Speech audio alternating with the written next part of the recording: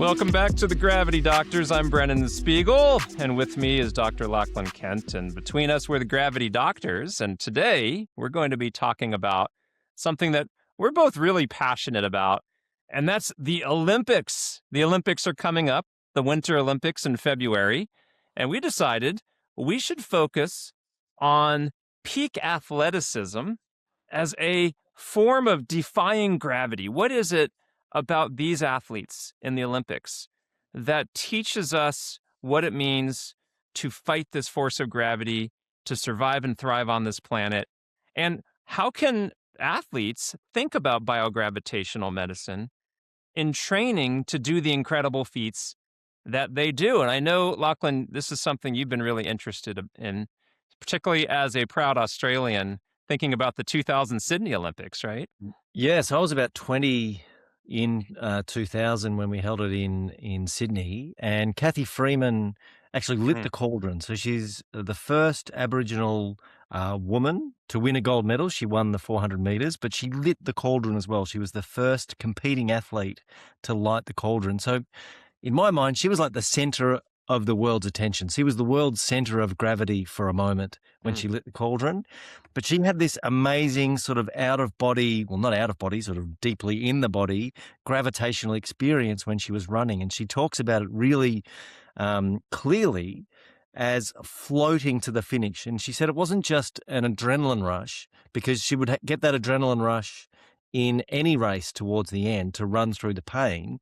It was something else. It was something about the home crowd and the depth of meaning about winning that gold medal in front of a home crowd for her, Australian people, but also her Indigenous culture, her Indigenous ancestors, like this deep, deep connection that made her feel like she was floating to the finish line. Her feet weren't even touching the ground. So to me, that's like a prototypical anti-gravity experience, where the opposite of depression, where you feel down, low, heavy, and slow, she felt up, light, fast, and full of energy, just a bundle of energy floating to the line. And we look up to athletes who are extraordinary because they defy gravity, whether it's, a basketball player leaping into the air and, slam dunking a basketball. I think about Michael Jordan and the incredible feats of nature that he was able to demonstrate. Or with the Winter Olympics coming up, you think about, ski jumping. How far can you literally fly and catapult yourself through the air? G-forces. With the G-forces that are involved with ice skating, and you have to the spin and holding your body in to increase your rotational speed, angular acceleration. There's just so many physical forces, and it's just, I think about your story of Cathy Freeman is so compelling, and I think about most recently in the Paris Olympics, the 400-meter final, Quincy Hall from South Carolina ended up winning the gold medal. And if you go back and watch the video, to me, it's so striking. And I used to run track and field. I still run a lot. And, it's the 400-meter finals. This is one of the most painful, most difficult events that really a human can endure, a virtual all-out sprint for 400 meters. And you can see Quincy Hall, who was one of the favorites, with 100 meters out. I think he's in 4th or 5th place. It looks like he's out of it. In fact, the announcers are saying he's fading fast. He's sort of falling out of it. And it was like something rang in his brain and said, I am not going to let this happen. I'm going to defy gravity. I'm going to fight this. And he just turned his body around physically and mentally in an all-out sprint and somehow manages, which you never see happen in the 400-meter, very rarely, to pass everyone right up to the final point. And then he just collapses to the ground and he starts doing snow angels on the track. And it's just amazing when you think about the best athletes. Not only do they physically defy gravity, but they mentally defy gravity too. And that's your whole area, is mental gravity. What can our athletes learn from your own work on this?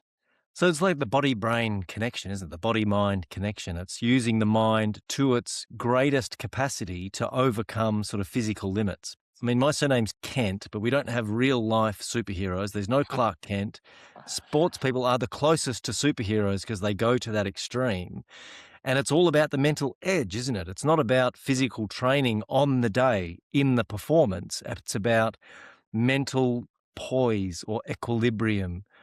Cathy Freeman talks about stillness, that it was a mental form of stillness that she was able to compose herself before the race, that sort of compresses and focuses the mind on the task and channels the energy in the right way. And she said she felt the crowd not as an oppressive force of expectation, but as a driving force of acceleration, that it actually sped her up towards the end. She didn't feel like she was on the precipice of falling and failing, but on the cusp of the greatest moment of her life. And sports people who can channel that kind of thought process, that kind of key thought, focus, whatever it is, that's the mind and body working in perfect synchronization. That's when you're going to get the best performance. And I think about the Olympics as the peak of that, because there's all this cultural, it's a global phenomenon. I mean, I'm sure the most world records literally fall at the Olympics, because it's when people are going to be digging the deepest into their reserves of psychological drive. That's when they're going to be drawing on their most inner, core sense of self to get that happening. So this mindset, this biogravitational mindset, can really be valuable to athletes, to all of us, but especially to elite athletes, if they think of themselves, as we all are, as physics fighting engines. Like, our bodies and minds evolved over time on this planet with the G-forces that we all experience, and we are almost perfectly designed, mind and body, across different stacks that we've talked about in other podcasts, whether it's the tensegrity of the body, the tensile integrity, the muscles and bones, the pumps and tubes, the balance systems. We are an emergent physical system that came about because of physics. And so if you think of it that way, our best athletes have perfected their relationship to the earth. To be able to propel themselves faster than anyone, higher than anyone, right? Altius and Fortius, right? The strength, the height, the capacity to be in line with the planet. It really has implications for how you train mentally and physically. And like using joy as I watch a lot of basketball, and Luka Dončić. People say that he has this he plays for the Lakers now. He has a great balance between competitiveness and joy, that he's actually out there having fun. Steph Curry, the same.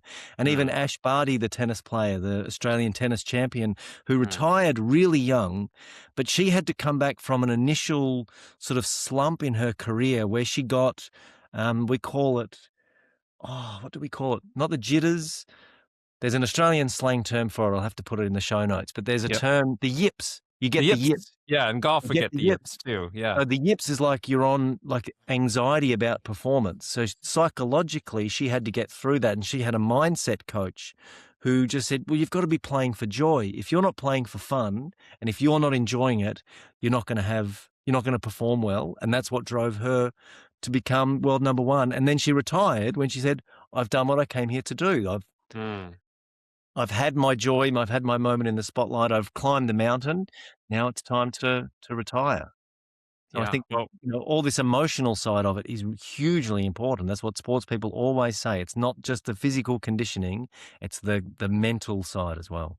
Yeah, I mean, in golf, that's especially prominent because it's such a precise game. You need such control of your nervous system, of your physical mechanics.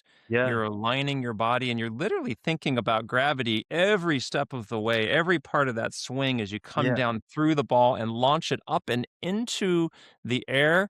You've imagined the trajectory of the ball and how it's going to bend and move in relationship to the earth. And if you're not all there in that moment, it's going to be hard to do that. And that's a game that's notoriously tied into one's mental state. Well, you had just talked about then mental imagery, that rehearsal beforehand. The Mm, mental gravity is all about mental imagery. It's about using the physical body as a template for thought and emotion. That's why up states are happy and down states are sad or calm. Like there's a template there that relies on mental imagery. So the best sports people are not just physical masters, they've mastered the art of mental imagery. I think of Kyrie Irving before he shoots a free throw, closes his eyes, and you can tell he goes through the whole shot in his mind. Big inhale, then relaxes himself down. There's no upward tension. It's mm. all about relaxing his shoulders and then just doing what he imagined that he'd just done. I That think is of sport Alex to me. Honnold, who Yeah. is a rock climber Yeah. and famous for his ascent, unassisted ascent Mm. of El Capitan in Yosemite, where he free soloed it without any kind of ropes or equipment, which is just extraordinary. And he also mentally rehearsed every single grip hold, every single part of that entire face. He had imagined repeatedly so that there was no guesswork. But Mm. the other thing about his story is just the courageousness, or the courage, I should say, Yeah. of Yeah. being able to be on the precipice, literally, of falling. To There's death. gravity again, to your death, Yeah. and to be able to do it, whereas other people who have normal fears of falling will get butterflies in their belly, the same butterflies you get if you're falling on a roller coaster, right? Falling, Mm. and part of being an amazing athlete is being able to stand up to the world, to feel confident within the grip of gravity, to Mm. not have those gut feelings, except maybe insofar as they prime your nervous system just enough to be able to excel in moving your body. But otherwise, there's really no room for that kind of, you know, gravitational effect on your body if you're Yeah. trying to defy gravity. So this Yeah. once again has a lot to do with how you train and how you meditate. And we can talk a lot about the ways that athletes can do grounding meditations and Yeah. different kinds of visualizations, including even in virtual reality. Yeah, a lot of breath work, a lot of, cold therapy afterwards as part of recovery, changes blood flow, changes, gradients, temperature gradients. I think there's a lot of gravitational work that people are doing before the game, during the game, afterwards to just keep their relationship with gravity optimized. Whether they can Mhm. perfect it, they're not superheroes. It's not about perfection, but it's about what's just the best that they can do and the best that individuals can do. The Yeah. the best thing that humanity has done collectively, and it was America that did it, but was going to the moon. That was our gravitational peak, was Mm. escaping Earth's gravity and landing on another planetary body. But sport and the Olympics is like the individual microcosm of that. It's climbing the mountain. It's going, as far as humanity can take physical limits within individual sports. So if I'm running an Olympic organizing committee or I'm training my athletes for a nation, what does a biogravitational medicine or BGM inspired training program look Yeah, like, yeah. right? What are your thoughts about that? Well, I suppose, you're the physical side of it, but I'm a sports, tragic. I would be thinking about, um, the whole biogravitational stack together. You actually Mm, break it down into mhm. internal, external, and boundary strength conditioning. But Yes. then on the mental side, for individual sports, it's all about this poise and this calm. But I'd even be thinking about, I think a lot about my son has just started playing soccer, and I think about the culture within his club and this sort of sense of unity and teamwork and the morale within a group of people. I think that's hugely important as well. It's not just one person doing the performance. There's always a team behind them, and those team dynamics, we talked about in a previous episode, human connection is also kind of gravitational in a way, not as a law of attraction, but in as a way of feeling aligned, values wise with people. Mm. So I'd be talking about not just the physical side, but that human connection side as well. So you're literally lifting people up.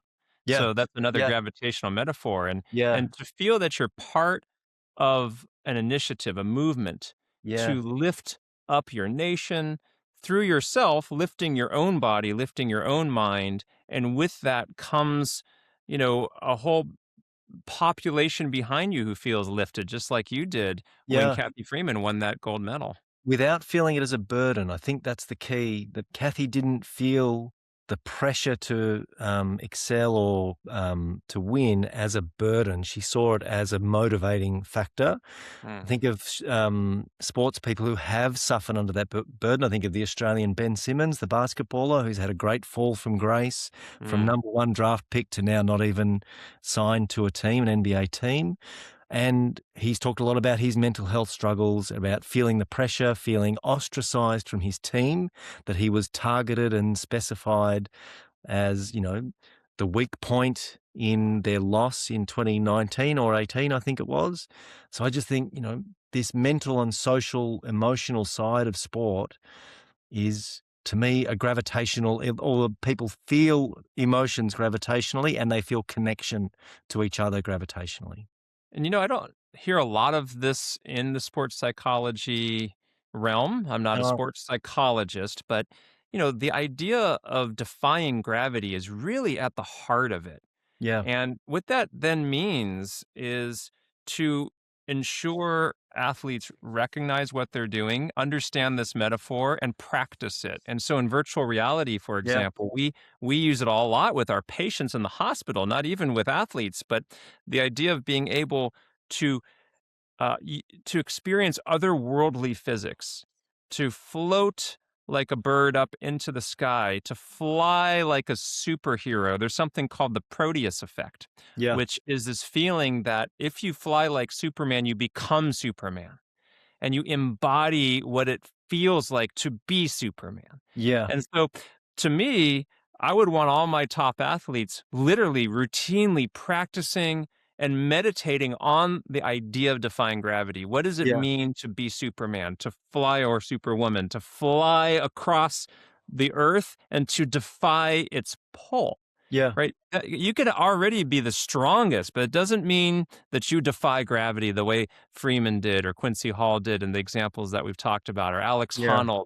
These are as much or more about mental gravity management as about physical gravity management. I think Alex Honnold is an exception because that actually is a life and death Yes. sport that he pursues. But I think the beauty of competitive sport generally is that it's life and death matters by proxy. No one's actually going to die. We're not going onto a literal battlefield.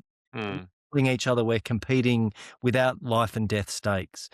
And I think if people go back and listen to the episode with Harmon Clark, where he actually used VR initially that you introduced him to, with these gravitational Proteus-like experiences to overcome death itself. Like, he was given 6 months to live. He was facing the literal grave, and he used sort of gravitational experiences to lift himself up and overcome illness. And it's the same for sports people. Even though their life is not on the line, their life's dreams are on their line, or their Mm. their legacy or their achievement, their life's work is on the line. Mm. I even think about just the physical activities that Mm. athletes can do. One that I talk about in my book, Pull, is the dead hang. And the dead hang is an activity that no matter how fit you are, it will defeat you. Mm. It's just a matter of how long is it going to take, because gravity Yeah. always wins. Yeah. And so you just hang from a bar, hands roughly shoulder width apart, take your feet up off the ground, and you just wait and see how long can you fight gravity for. Mm. And what that requires of you is, of course, physical strength, but also very much mental strength. How long can I hold on for?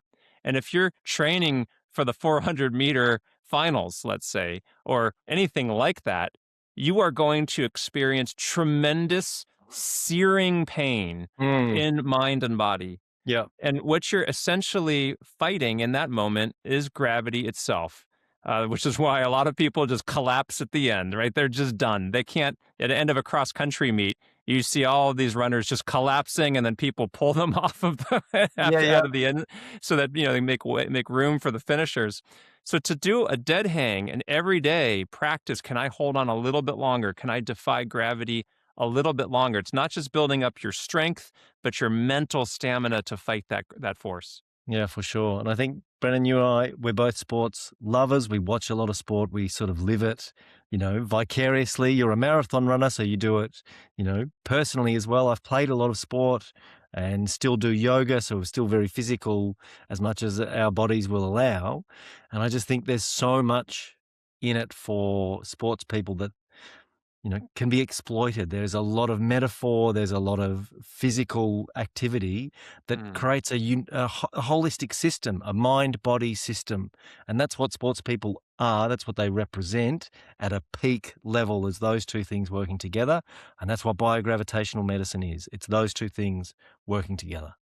Well, I don't know about you, but I think I'm going to have to go out for a run later today, maybe do some dead hangs. Yeah. And don't know that I'll be in the Olympics anytime soon. I think that that dream has come and gone, but we all can fight gravity a little bit longer while we watch our heroes do it at the highest level possible, as the Olympics are coming up soon.